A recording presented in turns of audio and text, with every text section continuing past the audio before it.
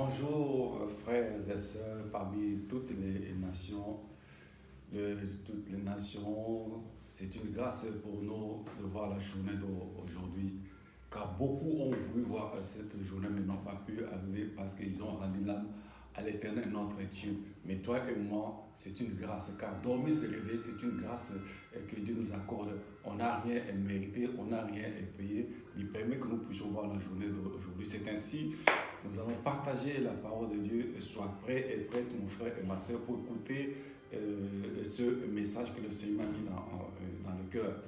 Donc, nous allons parler de quelqu'un. Pour moi, je l'appelle l'acteur principal du monde entier. Et dans la parole de Dieu, on voit dans n'importe quel livre, on parle beaucoup de lui. Mais qu'est-ce qui s'est passé? Qu'est-ce qu'il a fait pour toi et moi? Et donc, il a subi des choses qu'il ne pouvait pas subir. Mais s'il a subi cela, c'est pour toi et moi. S'il a subi tout ça, c'est pour toutes les nations. Et donc, Dieu ne peut pas mentir. Comme il dit dans Nombre 23, verset 19, il dit, Dieu n'est pas un homme pour mentir. Donc, ce qu'il a dit, il va le faire. Ce qu'il a déclaré, il va l'exécuter. Donc, l'acteur principal, là, c'est Jésus-Christ de Nazareth. Et qu'est-ce qu'il a fait? Et quand le monde a fait n'importe quoi, lui-même comme il est là, il s'est livré pour toi et moi. Ce n'est pas des aventures, et ce n'est pas du n'importe quoi, mais c'est la vérité. Et la vérité restera rien que la vérité. Le mensonge court vite, mais la vérité vient tout doucement, lentement. Nous allons voir qu'est-ce que lui-même il a dit, et puis il va nous acheminer et toujours dans sa parole. Nous allons rentrer directement dans le livre de Matthieu, chapitre 17, au verset 22 et 23. Donc la Bible dit quoi? Pendant qu'il parcourait la Galilée, Jésus leur dit, donc Jésus est avec ses disciples, il leur dit quoi? Le Fils de l'homme doit être livré entre les mains des hommes. Donc Dieu parle à ses disciples, avec ses disciples, il dit que le Fils de l'homme doit être livré entre les mains des hommes. Ils les feront mourir et le troisième jour il ressuscitera. Ils furent profondément attristés. Donc Jésus avait dit, il leur annonce ce qui va lui arriver. Pendant qu'ils étaient en cours de route, il le dit clairement, il dit bien, le Fils de l'homme doit être livré entre les mains des hommes. Deuxièmement, ils le feront mourir et le troisième jour, il va ressusciter. Mais comment il était mort? Comment?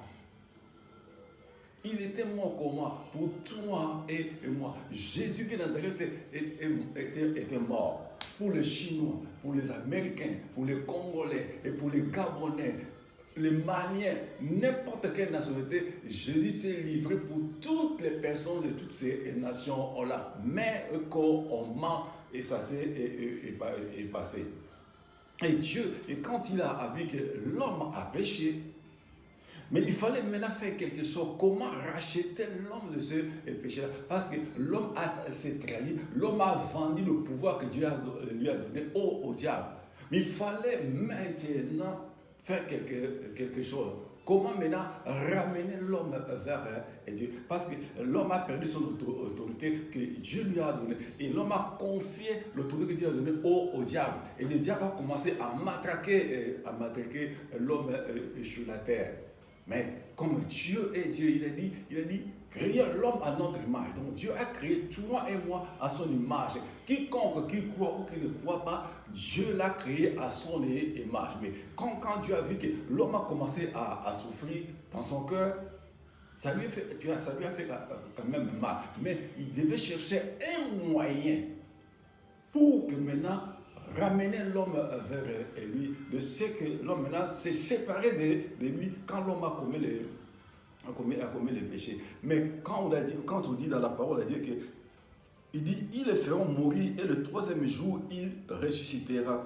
Il fut profondément attristé. Ils le feront mourir. Comment est-ce que Jésus est mort? Comment, mon frère et ma soeur, toi qui me regardes, toi qui m'écoutes, Jésus était mort d'une mort atroce, amère, que toi et moi, nous ne pourrons jamais, aucun jour, accepter. C'est qui que ce soit, même les autorités terrestres, qui ce soit, qui ont de grands noms, personne ne pourra accepter ce que Jésus a subi pour toi et moi, pour nous tous dans le monde entier. Même les gens disent quoi que ce soit. Nous allons voir comment est-ce que sa mort a été réalisée. Et sans plus tarder, nous allons dans le livre toujours de Matthieu chapitre 27, au verset 12 jusqu'au verset 38. La Bible dit, au verset 32, « Lorsqu'ils sortirent, ils rencontraient un homme de Cyrène appelé Simon, et ils le forcèrent à porter la croix de Jésus. Arrivés au lieu nommé Golgotha, ce qui signifie lieu de crâne, ils donnèrent à boire du vin, mêlé du fiel. Mais quand il eut goûté, il ne voulut pas boire. » Au verset 35, ouvre bien tes oreilles et ouvre bien tes yeux. La Bible dit au verset 35, après l'avoir crucifié, ils se partagèrent ses vêtements, en tirant au sort afin que s'accomplisse ce qui avait été annoncé par le prophète. Ils se sont partagés mes vêtements et ils ont tiré au sort ma tunique. Puis ils s'assirent et le gardèrent. Puis, indiqué le sujet de sa condamnation, on écrivit au-dessus de sa tête, « Celui-ci est Jésus, le roi des Juifs. » Avec lui furent crucifiés deux brigands, l'un à sa droite et l'autre à gauche. Amen. Voilà mon frère, ma soeur, toi qui me regardes, que tu sois de n'importe quelle nationalité. Voilà comment est-ce que la personne qui est venue racheter l'humanité, il a racheté par sa mort. Mais comment est-ce qu'il était mort? La Bible dit là quoi? Au verset 35, après l'avoir crucifié, il se partageait ses vêtements en tirant au sort, afin que s'accomplisse ce qui avait été annoncé par le prophète. Ils se sont partagés mes vêtements et ils ont tiré au sort ma tunique. Donc Jésus était sur la croix, bien crucifié pour toi et mon frère. Que tu sois de n'importe quelle confession, il n'y a aucune autre personne qui a passé à la mort comme Jésus-Christ de Nazareth, pour porter les péchés de toute l'humanité, pour toi et moi, pour un Chinois, pour un Gabonais, pour un Congolais, pour un Américain, un Asiatique, pour un Guadeloupéen, pour un Martiniquais, pour un Arabe, pour un musulman. C'est Jésus-Christ de Nazareth qui est allé jusqu'à la croix à Golgotha. Pourquoi? Pour crucifier le péché sur la croix à Golgotha, c'est que l'homme a oublié. Donc l'homme s'est séparé de Dieu. Mais Dieu a fait quelque chose. Et les gens disent, mais comment ce Dieu-là, il peut faire cela? Non. C'est là où il y a les problèmes. Mais ça, c'est quoi là? C'est le mensonge du diable. Il ne veut jamais que les gens comprennent ce que Dieu a fait pour racheter les hommes du péché. Donc Dieu, il s'est fait un corps. Il s'est fait un corps. Dieu s'est dépouillé. Il s'est fait un corps. Et maintenant, il a donné ce corps le nom de Jésus-Christ de Nazareth, l'homme d'égalité, le lion de la tribu de Juda, le prince et de paix. En Jésus-Christ, il y a tout qui est englobé dans le nom de Jésus-Christ. Donc Dieu s'est fait un homme dans la personne de Jésus. Dieu dit, rien n'est impossible à lui. Ce que le monde peut voir que c'est impossible, mais pour lui, rien n'est impossible à lui et rien n'est étonnant de sa part. Ce Dieu-là a ouvert la mer Rouge. Israël ne pouvait pas passer parce qu'il y avait la mer Rouge. Mais Dieu a ouvert la mer Rouge pour Israël et puisse passer dans la mer Rouge. Et qu'est-ce qui est étonnant de sa part pour qu'il se fasse un homme?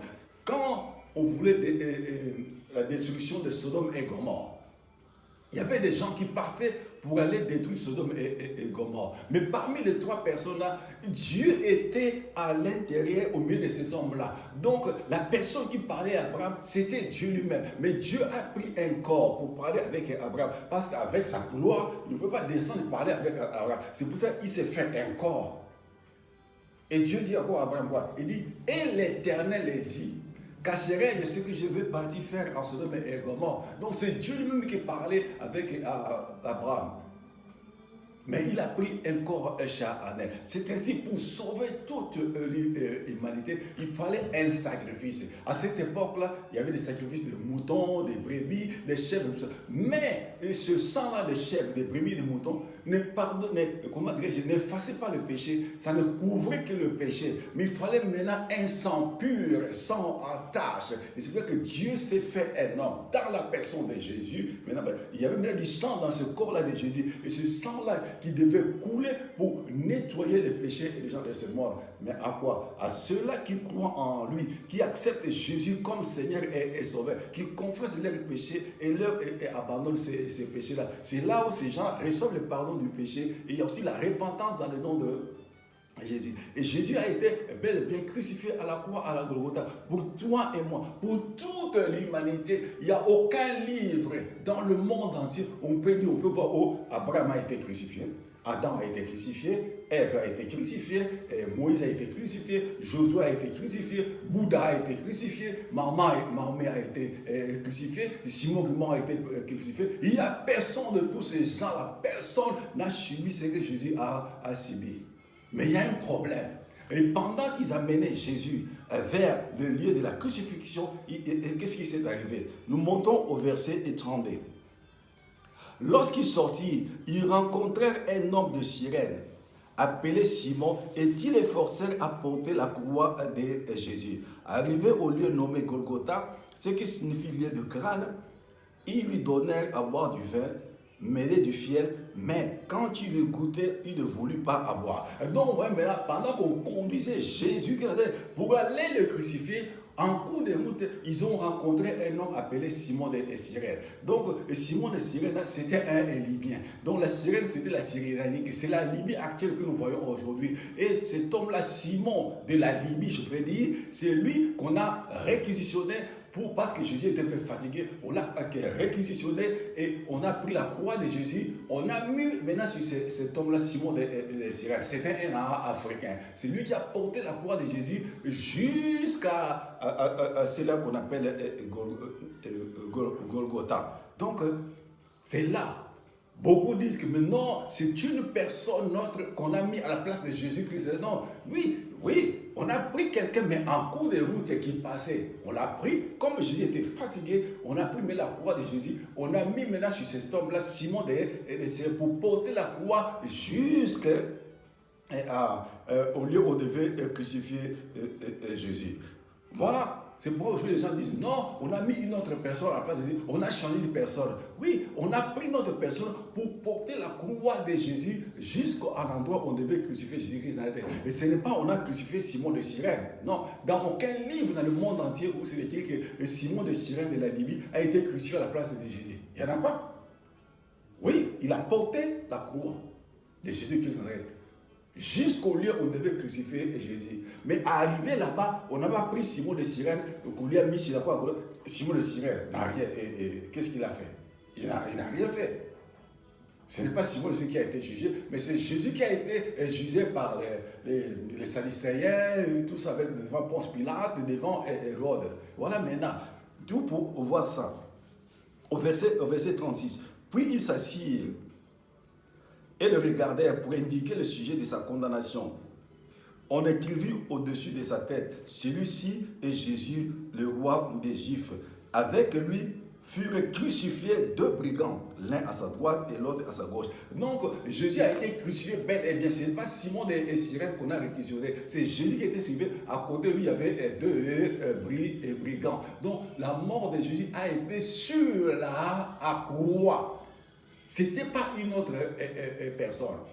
Mon frère, ma soeur, peut-être tu as d'autres pensées, peut-être tu as d'autres idées, autant qu'il d'autres choses. Tu ne verras dans aucun autre livre, dans le monde entier, où on a dit qu'on a crucifié Simon de Cyrène, ou bien on a crucifié seulement le deux. Mais Jésus était au milieu de ces deux brigands-là. Donc la mort de Jésus a été bien constatée sur la croix.